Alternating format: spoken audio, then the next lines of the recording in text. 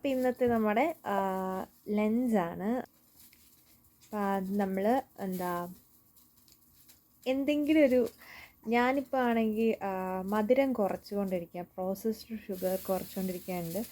എനിക്ക് എന്തെങ്കിലും ഒരു സ്വീറ്റ് ഫുഡ് കഴിഞ്ഞിട്ട് നിർബന്ധമായതുകൊണ്ട് നമ്മൾ ഓറഞ്ചാണ് എടുത്തിരിക്കുന്നത്.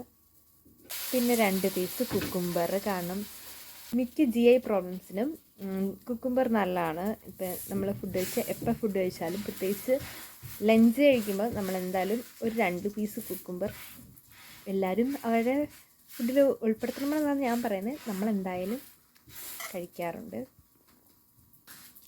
പിന്നെ ഇത് എല്ലാ നാട്ടിലും ഇതിന് പല പേര് പറയുന്നത്. ഇതെന്ന് പറഞ്ഞാൽ മത്തങ്ങ കൊണ്ടുണ്ടാക്കിയ കൈപ്പത്തിയാണ്. ചില നാട്ടിൽ ഇത് അടയെന്ന് വിളിക്കും.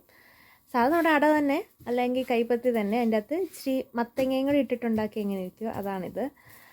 നമ്മൾ നമ്മുടെ ഫുഡിൽ നിന്ന് ചോറ് മാക്സിമം ഒഴിവാക്കിയേക്കുകയാണ്. അപ്പോൾ ഉച്ചയ്ക്കാണെങ്കിലും നമ്മൾ ഇങ്ങനത്തെ എന്തെങ്കിലുമൊക്കെ ആയിരിക്കും കഴിക്കുക. ഇച്ചിരി യോഗട്ട് ഇട്ടിട്ടുണ്ട്.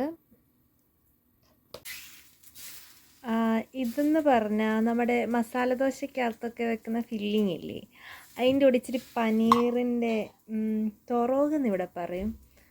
പനീർ ചെറിയ ചെറിയ പൊടി പനീറില്ലേ, അതിട്ട് കഴിഞ്ഞ് അങ്ങനെ ഉണ്ടാക്കിയ സാധനമാണ്. രാവിലെ മസാല ദോശ ആയതുകൊണ്ട് അതിൻ്റെ അകത്ത് വെച്ചതിൻ്റെ ബാക്കി നമ്മൾ ഇതിനും കൂടെ കറിയായിട്ട് കഴിക്കും.